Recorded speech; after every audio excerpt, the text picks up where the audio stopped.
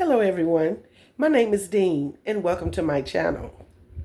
Today I want to first start off by sending condolences to the family of Gene Hackman. I don't know if everybody have heard, but it's been on the news about them finding him and his wife dead.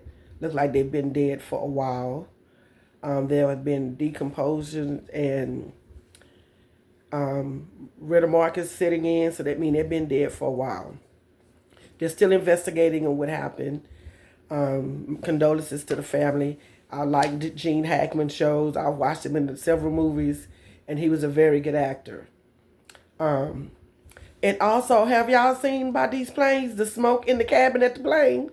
Now, they're not only falling out the skies now, but the cabin is filling up with smoke. And they're not going to never tell us the truth. They always say, oh, it's not harmful. Nothing bad. It wasn't no carbon monoxide. Yeah, right. That's what you say. They never tell us the truth, so we'll find out later what really happened. Also, I want to pick up on my life story. I want to go to my middle school years. Now, here in Beaumont, they had this club they opened up for high school. And like me, in the last year of middle school to high school, they had this club that opened up in Beaumont on the outskirts of the city limits. And it was called the Black Cat Club. Y'all, let me tell you something. That place was huge. It was huge. You could not tell us we was not on Soul Train when we was at the Black Cat Club.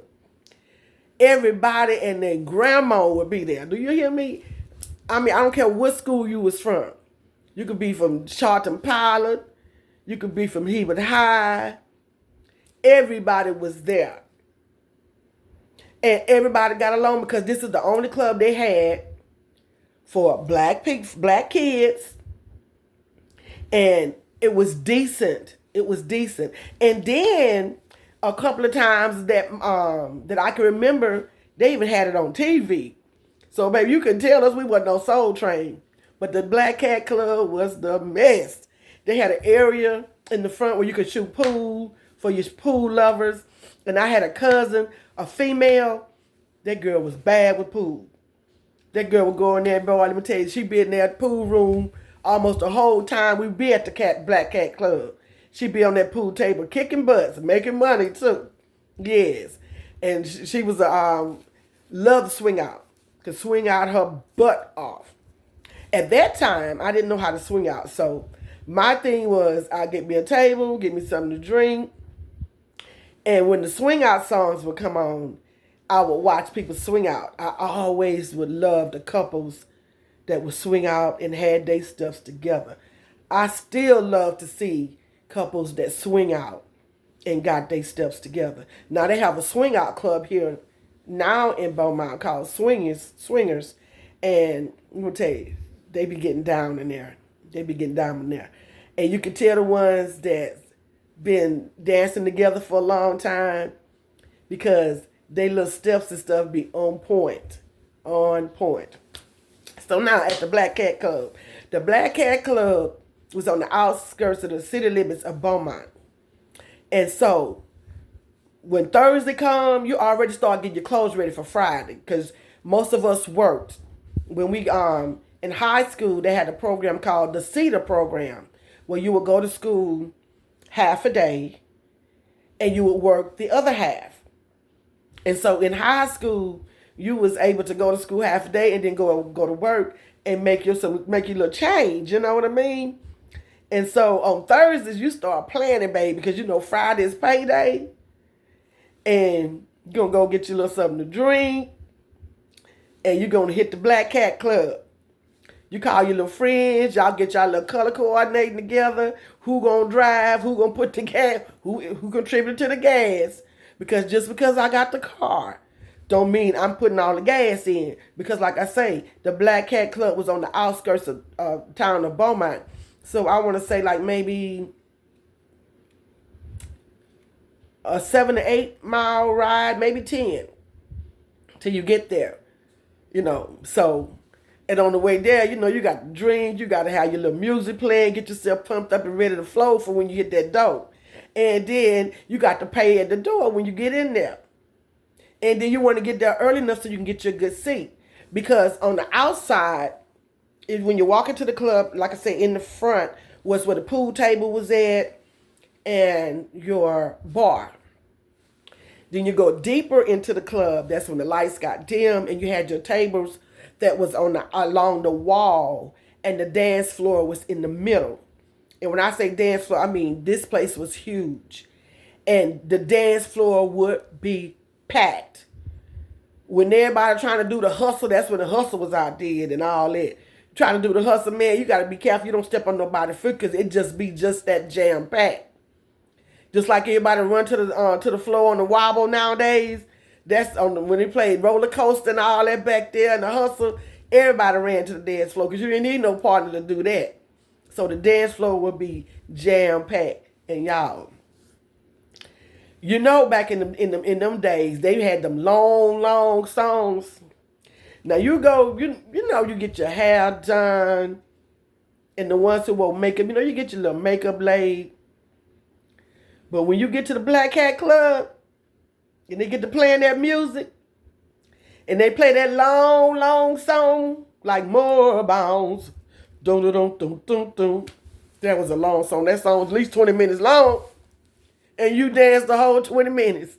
Wait a minute. By the time the end of that song was over, your makeup running, your hair stuck to your head where you'd have sweat. If your hair reached your neck, your hair was stuck in your neck. When you was sweating all this, it was just flat, baby. Flat. And if you didn't have a perm, you might have gotten there straight, because you went and got your hair pressed. That's what they call back then, with the straightening iron. You get the sweating in that head, baby, that had them poofed up, you understand? So you might have came out with a straight dude, but you're going out with an afro. I can see you'd have sweated all that out, baby. You'd have sweated that out. But the Black Cat was the club. And then after you leave the Black Cat Club, you got to go get something to eat. But the Black Cat Club had food in there. A lot of us would go and meet at like maybe one of the fast food joints like Taco Bell, Burger King, what's the other one? Jack in the Box, where you could sit down and eat on the inside, or we sit down in the parking lot. We didn't really want to be on the inside. We want to be in the parking lot where we could still play our music and eat and still jam. Then sometimes we would just go to the mall parking lot or to the Stadium Shopping Center, which was on the south side of town. So we would just go to the Stadium Shopping Center on our end, and the North End people would go to the mall that was on their end. Back then, and even now today, the sides really we don't go into each other's territory too much, because the North End didn't pretty much mess with the South End, and the South End didn't have no respect for the North End. But as we got older and we'll start moving around from what we call predominantly black neighborhoods, and black people start venturing out to the north end of town, which is where the mall was, and the west end was where your well-off white people was, and then now you have some of your well-off black people moving in there. So we start now interacting more with each other because of the demographics and change. And so, but back in the day, you go to the North End, you better get your bars and you better be strapped. Because if the North End says, what you doing over here? What you doing over here, cuz? And, you're going to have to answer. So, back then, everybody stayed in their little area. Back in those days at the Black Cat Club, I was living with my auntie. And my auntie had a boyfriend from Louisiana. And he was real nice to her. And he had a nephew. So he brought his nephew from Louisiana to Beaumont to meet me. And this guy was so nice, y'all. I don't know if I wouldn't have and I'm going to say this, don't let somebody destroy something good and it's good. Don't try to please people because people will leave you hanging. And after they done messed up with what you had, they laugh at you and talk about you and call you crazy and talk about how you messed up the good thing when they the reason why you messed up the good thing because they never had nothing good to say about the good thing. I met this dude and the dude moved to Beaumont. And I ended up getting an apartment and he moved in with me. He worked hard. This was a hard working man. He was a little bit shorter than me. I'm 5'3", so he was a little bit shorter than me. And I was like, I don't want no short man. But I was able to deal with that because he was a hard-working man. He treated me with respect. He would grease my scalp. He would wash my back. He would massage my foot. I mean, he was very nice. But my auntie never had nothing good to say about him. He worked at this place out here, which is we call the slaughterhouse. It's called Zumos. And out here in this part of town, with this part of the world, I'm going to put it like this, we have a meat packing company out here. It's called Zumos. They make Zumo sausages. They make boudin. And Zumo sausages out here is everybody. That's number one, boudin. Boudin and sausage out here, Zumos. So he worked at the slaughterhouse. And he would come in, he would walk to work, and he would walk back home in the heat of the day. We didn't live that far from the slaughterhouse, but we didn't live that close either. He never complained about nothing. Never. He would come in, I would run his bath water, he would take a bath, he would come, he would grease my scalp, he would massage my foot. Anything I needed, he did. But my auntie never had nothing good to say about him. She would talk about, oh, he smelled like that old nasty meat over there at Zumos, because they used to slaughter cows and stuff over there. And he just don't smell right. Well, he always come home all dirty and full of, he been working. But I let her destroy what I realized years later that at that time was the best thing that ever happened to me. And now, I know even better that was the best thing that ever happened to me. I wish I could find somebody. I wish somebody like him would come back into my life now. I never had to worry about him cheating. Because he was a Frenchman. Had that good hair, dark, pretty skin, with that slick black hair. And he might have been short, but he was built. And he was very nice looking. Very nice looking. But I let my auntie talk me into putting the man out. One night we went to the Black Cat Club. Me and my sister. And I told her what I was going to do. I said, when we leave, I'm going to put him on the bus and send him back home. And she said, Dean, no. Dean, that's going to kill him. No, don't do it. My sister begged me not to do it. But I kept hearing my auntie's voice in my head. You can do better. And he always this and this and that. And so worried about pleasing her and not realizing you can't keep a man because you ain't doing right. And when you get somebody nice, you dog them out. You can't keep it. And all the time she was jealous of what I had. But I didn't see that. I couldn't see that. So we leave the Black Cat Club. I got his clothes in the trunk of the car. We go to the bus station. Greyhound bus station. And when we put at the bus station, he looked over at me and he said, what we doing here? I had already bought him a ticket. And I said, I'm going to send you back home. He said, no, don't. And he cried. My sister cried. He begged. And I said, no, it's not going to work. I said, I'm not just going to put you on the street. I'd rather you go back home to your family with somewhere to stay. I'm just not going to. He cried and my sister cried. I did that.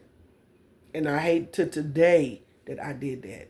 As a matter of fact, years later, I got on the phone. That's when they still had 411 and you called and tried to get the operator. I called the operator.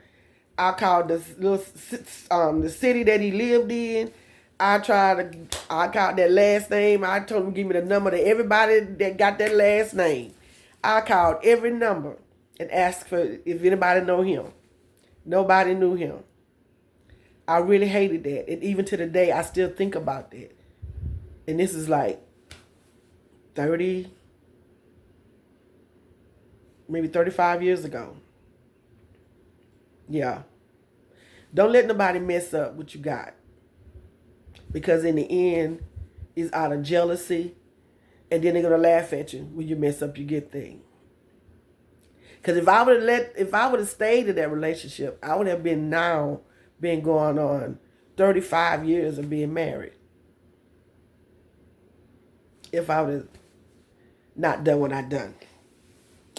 So, after that happened, I started going to, I was in the 8th grade. So, one of my classmates came to school. Well, right across from the school was this burger place called The Hut. The Hut had the best burgers. And across the street from it was Luparella's. Luparella was the pharmacy. Luparella's let your family have credit until they get their little monthly checks. Luparella's was the neighborhood pharmacy. And then they had also some cleaners next door to it. So you can get your clothes done and go and get your medicine if you need it. And Luparella's will let you get your stuff on consignment.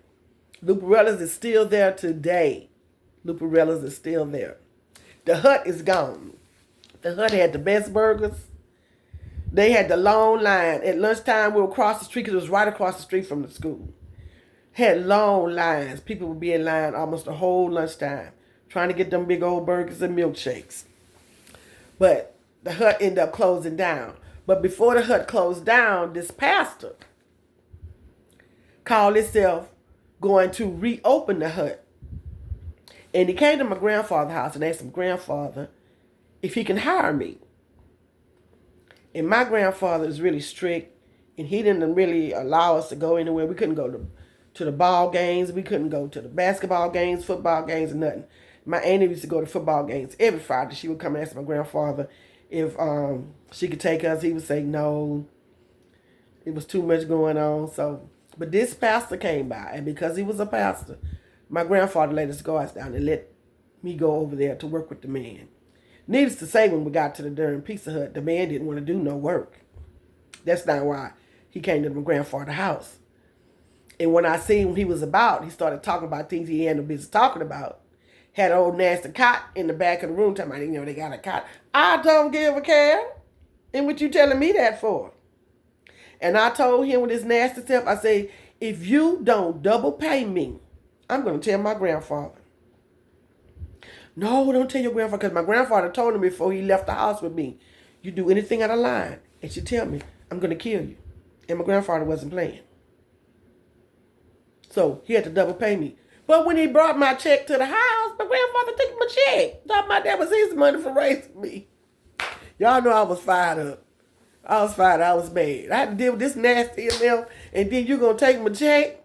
Yeah, I was upset. I was highly upset. My grandfather was wrong for that. I called my auntie and told her what he had done. She called and said, well, Daddy, you can give us some of it. No, that's my money. That's my money for raising her. She couldn't talk to me into giving me none either. So needless to say, I didn't go back to work. What am I going to work for? You going to take the check? So I didn't go back to work. I ain't go back no more. I worked 1 week. That was it. You ain't going to have a chance to take no more money from me. So the Hut closed. So Hut stayed closed for a long, long time. Never opened back up. Okay. I called myself going to go to this club that was in Port Arthur. This is the summertime now. And I was hearing about this club, y'all, called the Afro scene. The Afro scene was in Port Arthur. Port Arthur like 17 miles from Beaumont. And everybody I heard talk about the Afro scene, especially from Beaumont. The only thing else we had, because after a while they closed the Black Cat Club. It closed down. They started cutting up out there, fighting, carrying on, so the city closed it down. So the only other thing we had was our Mother Mercy would have Zydeco dances. So, and they would have them like every weekends. So, but when you got tired of going to the Zydeco dances, you would try to sneak to Port Arthur to the Afro scene. Y'all, I snuck to Port Arthur to the Afro scene. Let me tell y'all something. That place was so dope.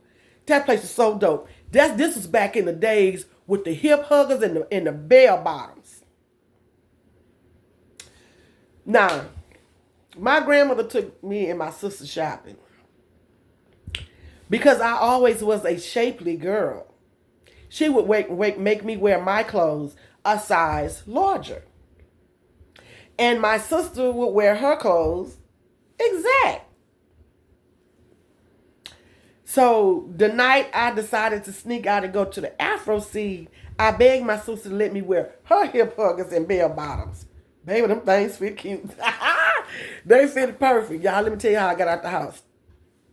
The day while it was still daytime, on the next door to our house was an empty field. And sometime they would cut it.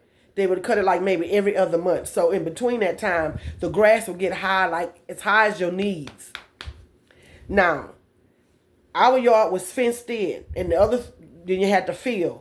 Then on the other side of the field was another house. It was fenced. So that field was fenced in. It was private property. I would get a paper bag.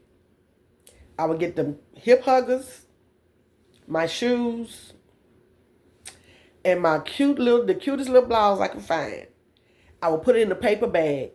I would walk around the street behind us and put the bag at the end of the lot, because the lot went from one street to the other. The lot was from one street to another. It was a big lot. It really was a double lot.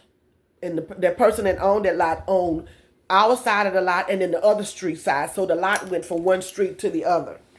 So I would walk around and hide my bag of clothes in that end of that lot by some bushes. At night, when my grandfather and my sister go to sleep, and I would sneak out the kitchen window, I would climb on the cabinet, on the sink, ease the window up. Outside of the kitchen window was the water meter. I would step down on it, and then I would jump down to the ground. Ease the window back down. I would cross over the fence. Now, I'm scared of snakes, lizards, all that kind of creepy crawly stuff. So in my mind, Dean, when your feet hit that ground, when you cross that fence, you run like somebody's chasing you, and you don't stop until you get all the way to the other end of this field on the other street by your bag. Y'all, when my feet hit that ground off that fence, talk about it, I was running like Paco through them woods, running till I get to the other side of that street and get my bag. Now, I'm in my pajamas. I get out my pajamas. I put on my going out clothes. Now, even till today, I do not know how I got to Port Arthur. All I know is somebody picked me up, brought me to Port Arthur, and I rode back to Beaumont. This was a whole summer until I got busted by my cousin. Nothing happened to me. I wasn't touched. I wasn't bothered in any kind of way.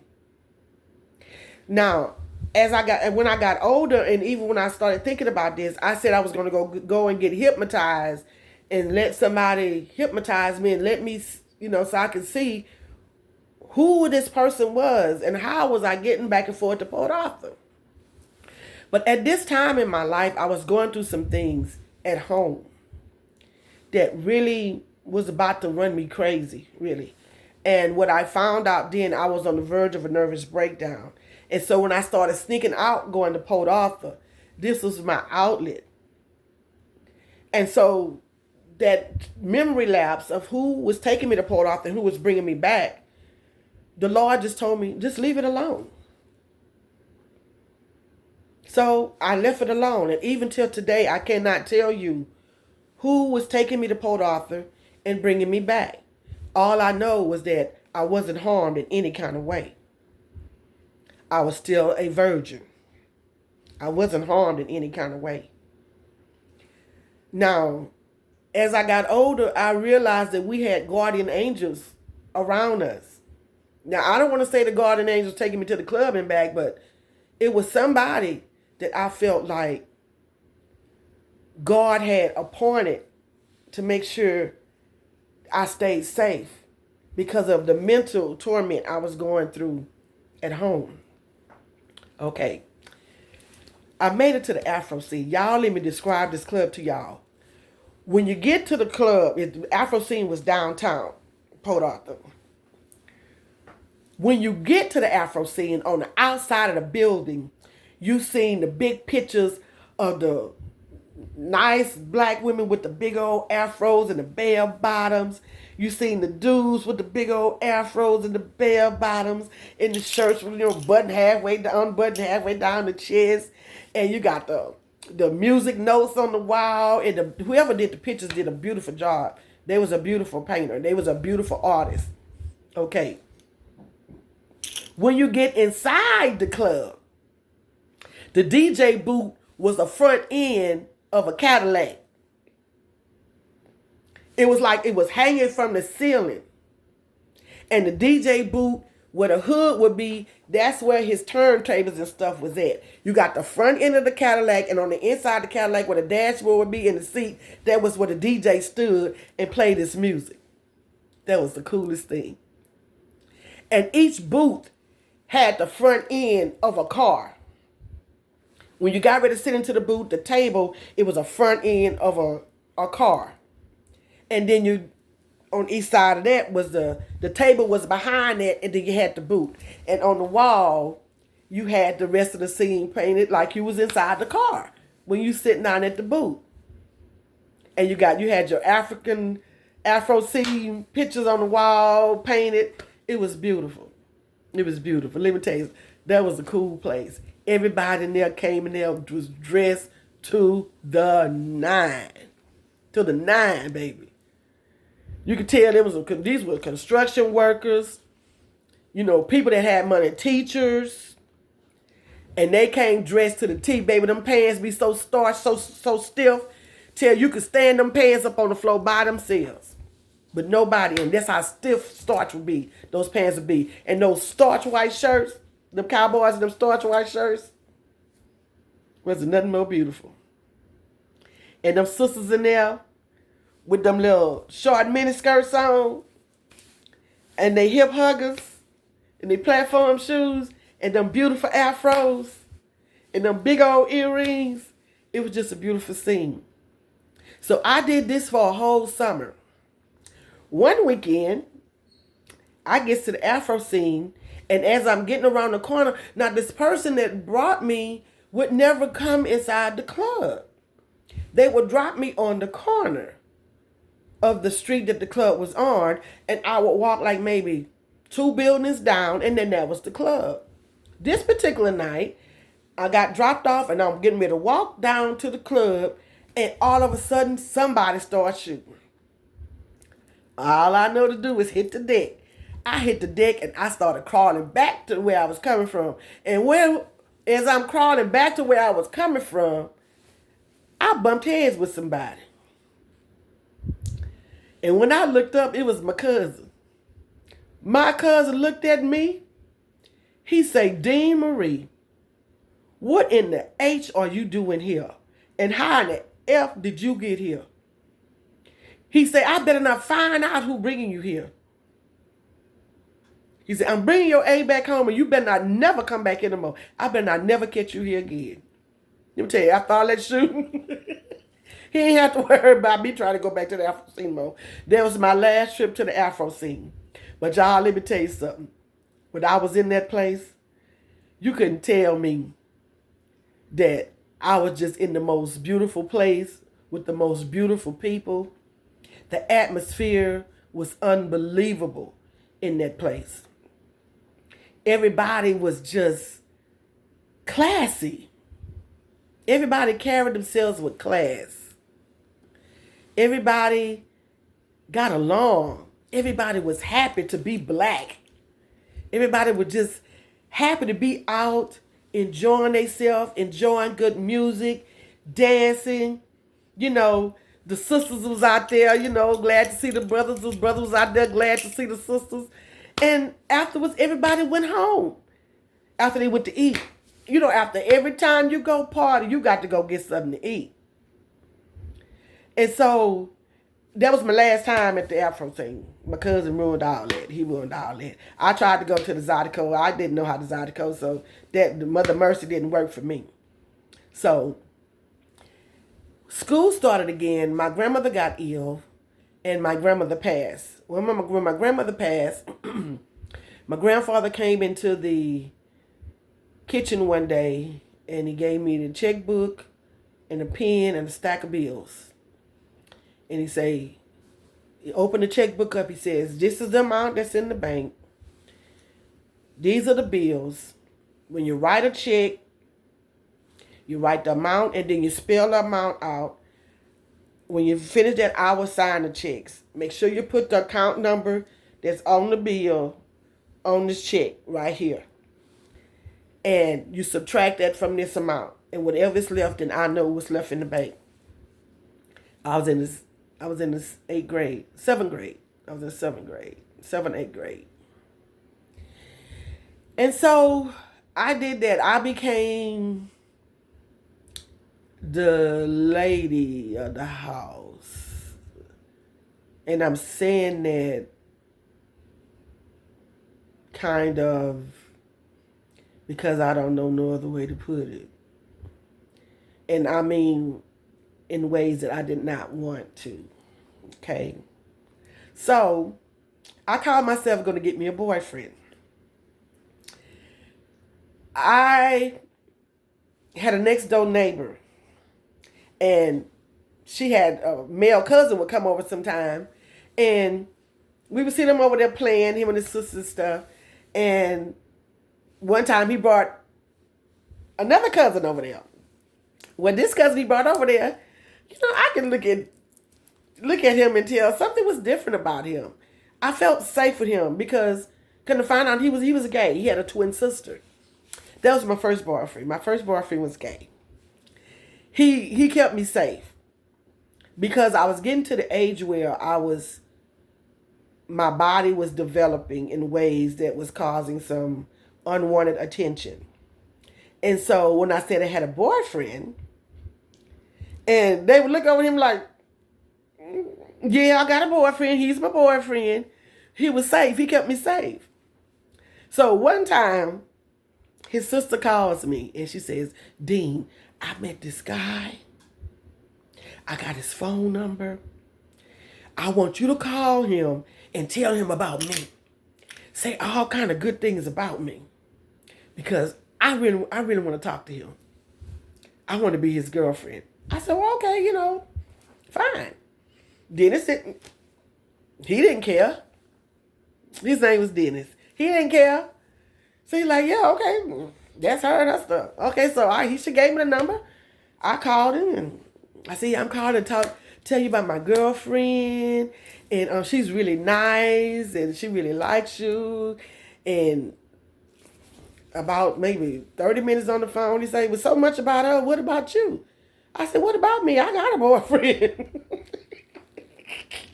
I got a boyfriend. I go with her brother. He said, yo, really? So the next day I called back. She said, did you call him? I said, yeah, girl, I talked to him. I told him how nice you was, how pretty you was, blah, blah. And you liked him and everything. And you want to see him. You want to meet him, maybe meet him at the park. Or if he can meet you after school. Because he was older. If he could meet you after school, when school is out, and he get a chance to see you and stuff.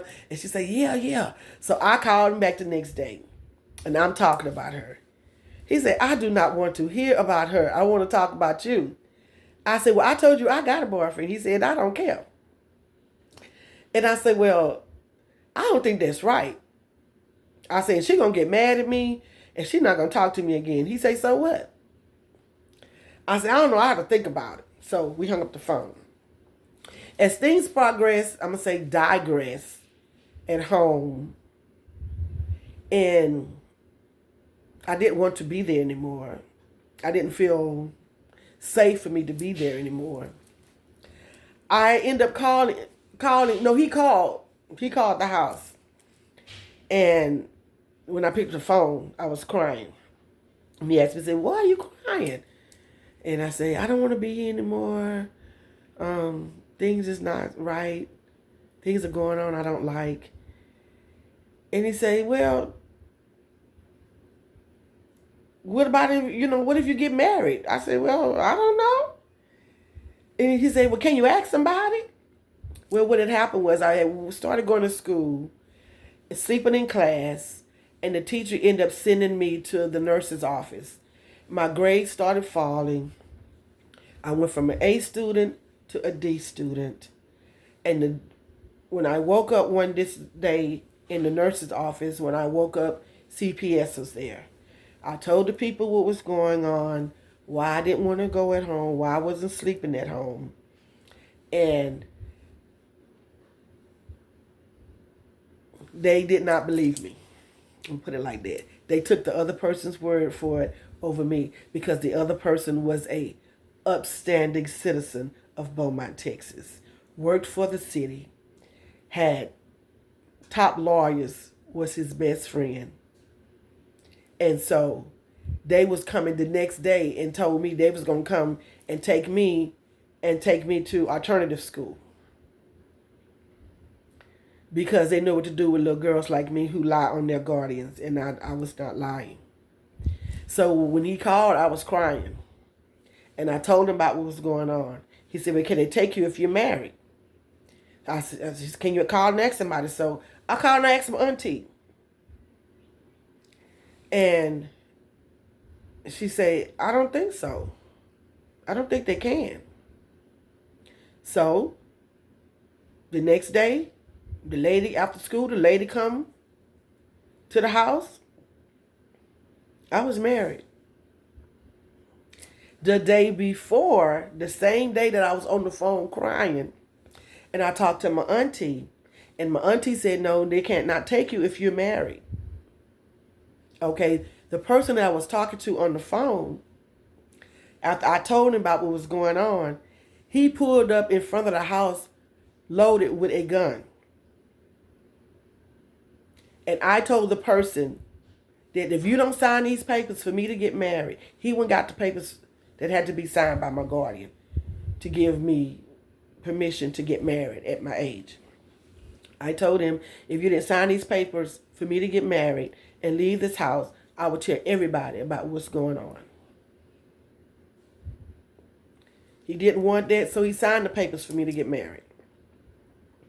The next day, okay, he signed the papers for me to get married. I get in the car. I already had a suitcase packed. I get in the car with my soon-to-be husband. And we're riding from Beaumont to Port Arthur. Everything happened in Port Arthur. We're riding from Beaumont to Port Arthur. We're taking the back roads from Beaumont to Port Arthur. On these back roads, y'all, ain't nothing but cornfields. Nothing but cornfields. If somebody wanted to kill you and throw in them cornfields, they're not going to find you till harvest time. Them cornfields are so high, you ain't going to find nothing in there. My first red flag. I started getting nervous because I'm leaving my sister. I'm only 15 years old. And I don't know nothing about being a wife. And I don't really want to be married, but I don't want to stay where I am. So I made the statement, what if I change my mind and we don't get married? He looked over there and said, I know you're not finna do that. And he put his hand on the pistol. And I sit there and look out that window, straight out that window, until we got to his uncle's house. When we got to his uncle's house, his uncle was a pastor. His uncle married us in his living room. We got in that car and we hit the road to Louisiana. We did not stop until we got to Provençal, Louisiana. That's 30 miles from Natchitoches, Louisiana. 15 miles from school and 30 miles from town. That's how far we was in the woods. When we got to his hometown, his mama was waiting, his sisters was waiting, his cousins and all them was waiting. Well, at this day and time, this is when they had the lifters on the cars and the big old tires on the car. So we get to Louisiana, and oh boy, I'm glad we finally made it. And I'm like, I'm married. I'm getting a chance to meet my in-laws, my mother-in-law, my father-in-law, my sister-in-laws. And so I'm getting a chance to meet my extended family. And he was all excited. And oh my God, that was the worst trip there because he had a CB radio. And you couldn't tell him he was a Dukes of Hazzards or whatever. He on it, breaker, 19. This breaker, 19. Anybody out there? This is Big Pippin. You couldn't tell it. And he was nice looking though, he was. He reminded me of Jim Kelly. He was the height of Jim Kelly, the size of Jim Kelly, and he knew a little martial arts. But he was very nice looking. But you couldn't not tell him his handle was Big Pippin. So he get on that CB radio and he talked all the way from Beaumont to Louisiana, from Texas to Louisiana on that doggone CB. And breaker, 19. This is Big Pippin. And yeah, you got it. Oh, that's a big 10-4. I got so tired of hearing that conversation. But when we got to Louisiana, we stopped. The first stop we made was his sister's house. She had a bunch of kids. So they all came running out. Oh, she's so pretty. Oh, she's so pretty. So one of his nieces jumped in the car with me. And his mama lived down the road. So the niece was going to show me how to get to the mom house. I was going to pick the mom up and bring her back to the daughter's house, which is my sister-in-law. As we crossed this bridge, my niece did not tell me I need to slow down. And this is the first time I was behind the wheel of a car that had lifters on the back and them big old tires. So when I crossed that bridge, I was going too fast. And I hit this curve called Dead Man's Curve. And I tried to hold the car onto the road. But as we hit that curve, the lifter broke and the tire bust. And we flipped 3 times into this waterway called like a reservoir. And when the car finally landed upside down in the reservoir, and I seen look like blood in the water, but come to find out it was transmission fluid, I looked for my little niece, and I didn't see her, and my little nephew, I didn't see him. They were still in the car. And so got them out. A white man pulled on the side of the road, seen us when we hit the road, turned off the road and flipped, and he pulled us up with a rope. But y'all, snakes was everywhere. Snake was everywhere. People coming around bringing us blankets because we was in the water and wrapping us up in the water and stuff. And they called down, and because white people lived on one side of the bridge, black people lived on the other side of the bridge. And so they already knew who they were. Everybody knew each other. So they went down the street and told him to his sister's house and told him that girl to flip that car down there. We just made it to Louisiana. We just got married yesterday. We rode all night to get to there where we was going. And I done wrecked the car the first day. This dude come down the street crying. Oh, Lord. Oh, I can't believe it. And so I'm like, okay, he's worried about me. My car. He was worried about his car. I was so hurt. That's the second red flag. I was so hurt. His nephew looked at me and said, Auntie, he don't mean it. He just heard about his car. He just got a car fixed. He was calling me, telling me everything he was doing to the car. He was so proud of that car. That Negro wasn't worried about me. That nigga was crying for his car. He left me in Louisiana, went back to Texas. He left me at his mom and his dad's house. Went back to Texas. Worked, I want to say about 2 months, and bought him a charger and came back. But he didn't stay. He stayed about 2 weeks and he left again. He went to Lufkin. Him and his nephew went to Lufkin to work.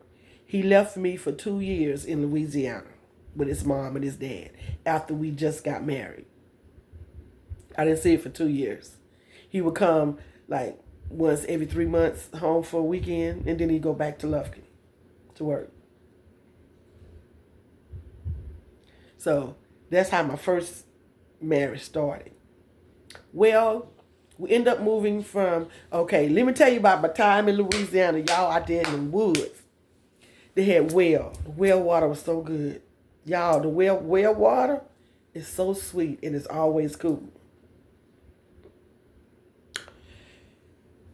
Grandma Joe lived down the street, on the same street from his mom and his dad.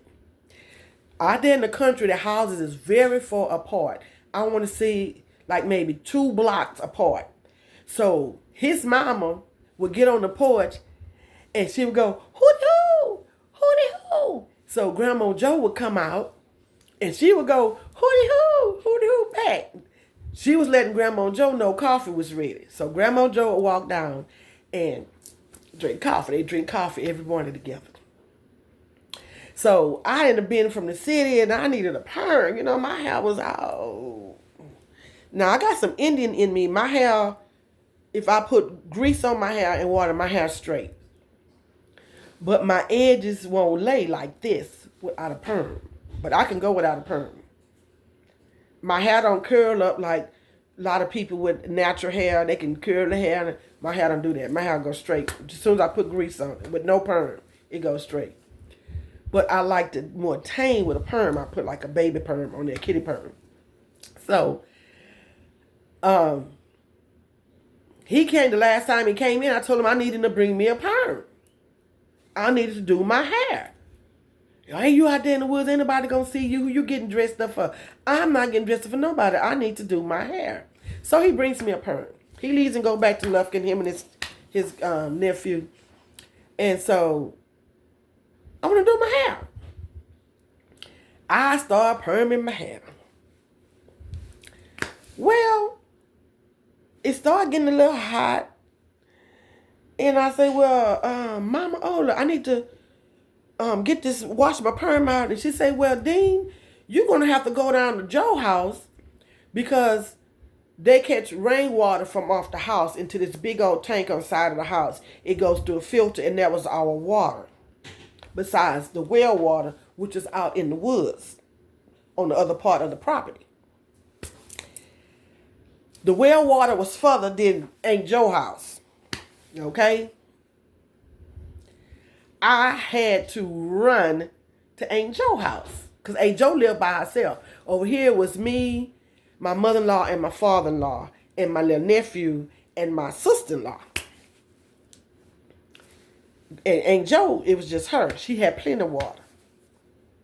By the time I ran down that dusty road and got to me some water, y'all, my hair was on fire. My hair was on fire. I couldn't even hardly do this to get the perm off. It was on fire. When I finally did wash as much as I could, because it was so tender to the touch. Y'all, when I got up the next day, my chemical burns were so bad, my hair was matted to my head like a skull cap. I couldn't even lift my hair up like this. It was stuck to my head with the dried pus from the chemical burns all over my head. My hair stayed like that for a week before I could even touch it. I walked around like with a skull cap on for a whole week. The chemical burns was just that bad. My husband, mama, made me a salve. they had this thing that grows on the tree. It looked almost like a brown flower. But they break it off the tree and they mash it and they mix it with sulfate.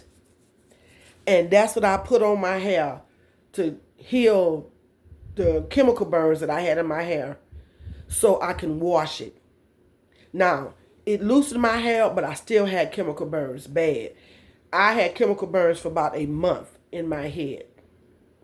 And once the chemical burns left, I had the body in my hair just like way better because my hair was longer. But I messed my scalp up. Out there in the woods. Now, we were so far out there in the woods. My father-in-law had one leg amputated. And so he was in a wheelchair. He had his other leg, he had gangrene. His foot was going dark. And so he moved around in the wheelchair. We were so far in the woods, y'all, my father-in-law would hunt off the porch. The deer would come in the yard. And he would sit in the wheelchair with his rifle. And he would deer hunt off the porch. That's how far we was in the woods. Yeah. This is where I learned how to can foods. This is where I learned how to get chicken out the hen house and look for snakes. How to feed chickens. How to garden. I learned this there. My mother-in-law taught me how to make homemade biscuits. Taught me how to get your food out the garden and blanch it to put it in the freezer. How to get your meat and take it to the meat market and have it cut up and put it in the freezer for the last year all winter. This is how I learned how to go into the woods. They got these wild greens they called out there. They called it pork sally. But you had to boil these greens 3 times in order for it to be safe enough for you to eat. Because if you don't boil it that many times and pour the water off of it and reboil it, it'll make you sick. But once you get that pork salad right and put some of that fat bacon in there, y'all, that was the best eating stuff. With some fresh cornbread. That was some good eating. Them old people know how to eat back there in the country. That's how I learned how to make ice cream, butter, buttermilk, all that. That's back then. They didn't have no washing machine. They had this big old tub that they put water in. You would heat the water, put your hot water in there, and at the end of the tub, it had this thing on it like a wringer. And you put the clothes in there and you wring it, and the clothes go through the little 2 wheels, and it wrings the water out. That's how we wash clothes. You wash your clothes on the line and let the sun, that fresh air, dry your clothes. Boy, I'm talking about this fresh smelling clothes when you get those clothes off the line in that country. Oh, nothing smells so good but the fresh clothes off the line. And that's also where I learned about snakes getting between mattresses and shedding skin in the country. And that's also where I learned about snakes getting in the back of the cabinets and shedding skin. Was out there in the country. That's why I don't fool with snakes. I don't fool with snakes even today. Eventually, we moved from Louisiana. And we moved to Port Arthur. Daddy Big John passed. He passed. And we ended up moving to Port Arthur. We moved to Port Arthur and moved into a house out there. Brand new homes right there off of Port Arthur Road and on Salisbury Street. Nice home on the dead end. Very nice house. Stayed there and I ended up getting a job at Sambo's restaurant. I worked at Sambo's restaurant and I also worked at the Holiday Inn in the laundry room and cleaning rooms on certain days. And so I worked 2 jobs. My first car, no, not my first car. My second car. My second car that I bought was brand new off the showcase. I walked into the Ford place and it was on this little thing spinning around. It was a Cutlass Supreme. And bucket seats. The thing was beautiful. I told him, I said, I want that car right there. He said, you want that? I said, I want that car right there. The one spinning around. That's the one I want. And that's the one I got. Brand new car. At 19. 19 years old. Mm-hmm. But needless to say, I didn't get a chance to drive it. He took it. That was his car. We got an apartment. We decided to move out from my mother-in-law's and get our own place. So he said, this boy took me to the apartment and bought that yellow can of wax, that Mim wax, and gave me 2 buffing pads. He said, this pad you put it on with, and this pad you take it off with. He said, I'm leaving and I'm coming back and this floor is better be done. The whole apartment was wooden floors. A 1-bedroom. Living room, dining room, and kitchen. And these rooms were big. And we lived in the, I want to say, in the Old Town District. So these apartments were big. I had to buff the floors on my hands and knees. He didn't give me no buffing machine. I had to do it with my hands. And when he came back, I was done. Because I know if I wasn't done, what I was going to get. And it wasn't no pat on the back. When we moved in this apartment, the landlord, it was a duplex. It was an apartment next door to us. It was a white girl lived in there with some kids. Well, when we rented our apartment out, the white man took the air conditioner that belonged in our apartment and put it back because hers went out. She did something, or the kids did something to it. So he let her use the air conditioner that was in our window until he rented the apartment out. Well, when we rented the apartment out, he brought the air conditioner back over. Well, the white girl got ticked off. And she called her brother. And her brothers belonged to the KKKs. So the night we moved in, unpacking and everything, and my husband and his nephew went to the corner store. And they said they didn't pay any mind that it was a U-Haul truck put up in the lot of the store. So it was just a U-Haul truck. He said, but by the time they went to the store and came back, the back of the U-Haul truck door swung open. And a bunch of hooded men is back there in the back of the truck. So he told his nephew, man, let's just get on out of here. We're going to go on back to the apartments. When they got back to the apartments, the truck followed them. Come to find out that was the girl next door, brothers. They came out the back of them trucks with motorcycles. They rode around the apartments all night long on the motorcycles. All night long. My sister-in-law was there helping us unpack. We called the police the next day, and they said there was nothing they can do. They could see the tire tracks in the yard where they rooted up the yard, riding the motorcycles all night long. And they left a card on the car window saying the Knights of the KKK is watching you. We lived on Long Street here in Beaumont, Texas. That's where that happened at. I told my sister-in-law, he can stay here if he want to. I'm not staying here. Me and my sister-in-law got our clothes and we left. He stayed. He used the apartment for his little hit spot or whatever he was doing. I went back to my mother-in-law. I wasn't staying there. My sister-in-law went back to her mama too. Sure did. We didn't stay there. He didn't stay there too much long after that. But that was my experience with the KKK. And then the next day when we went back to get some more of our clothes, one of them pulled up in the car.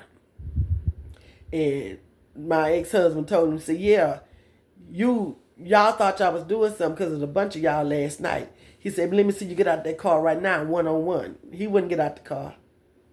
He went on and pulled off. He ain't had too much to say. He was by himself.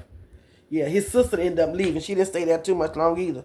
It was too hot without that air conditioning. But yeah, it was crazy. I had some good times here in Beaumont in my high school years. Now let me tell y'all this, and then I'm gonna get off this thing. One time, I got so mad at my grandfather, especially around the time he didn't want to give me my money when I worked. I sold his car. I didn't know how to drive, y'all. One of my girlfriends wore her hair short, just like my auntie. And so she was able to act like my auntie because the lady next door stayed in the window. She watched everything. Everybody know they got a neighbor that stay in the window watching everybody's business. But this neighbor stayed in the window watching everybody's business. So when my grandfather leave to go to work in the morning, we would go to school. So my friend had a short afro and she was short just like my auntie. Just like my auntie. They had their hair blonde and everything just like. And I got my grandfather the keys. And she told me, now, D. Marie, you're going to have to drive to the house. You're going to have to drive to the house. I'm not leaving the house early because she got up later than I did. She said, so you're going to have to drive the car to the house. Y'all, the kids was at the bus stop. The kids was at the bus stop. They saw me coming. When I hit that curve, I barely missed the ditch. When they saw me coming, all the kids jumped the ditch into the yard. When they seen it was me, Dave Marie, what you doing? Mr. Robinson gonna get you. You done stole your grandfather's car. I went finally made it to my friend's house. She could drive. She drove. Y'all, we left from there and we went to South Park School. We went to South Park School, parked the car in the parking lot, and walked in the school like we went to school there. But we got chased out by one of the security guards. Security guard say, y'all need to show some ID. I ain't say nothing. She said, keep walking. Just keep walking. Just ignore him. He said, hey, y'all need to show some ID. So she turned around and she said something to the man. The man started chasing. We ran off the third parking lot, out the school building, got in the car, and went on back. We went on riding around in the North End. Got time, almost time to going on from school to be over. Went back and parked the car. But the lady told my grandfather, she knew that wasn't my auntie. Yeah, Mr. Robinson, looked like Dee Marie took that car. Looked like Dee Marie took that car. When we brought the car back, my girlfriend drove the car in the yard, so I just knew that was going to do it. She knew that wasn't us. Told my grandfather. My grandfather came home, called himself going to punish me. And that's when I started acting out. I started acting out because of certain things. But I had some fun days. I did. Getting married young was a thing. Once I got married and I moved to Louisiana and then school started, I went to school and I became a teacher's aide for kindergarten. My little nephew started going to school and I would help him learn his ABCs and his colors and stuff. And I loved working with kids. That's when I found out that I love working with kids. And I still love working with kids today. Well, y'all, that's all for now. Until next time, y'all be blessed.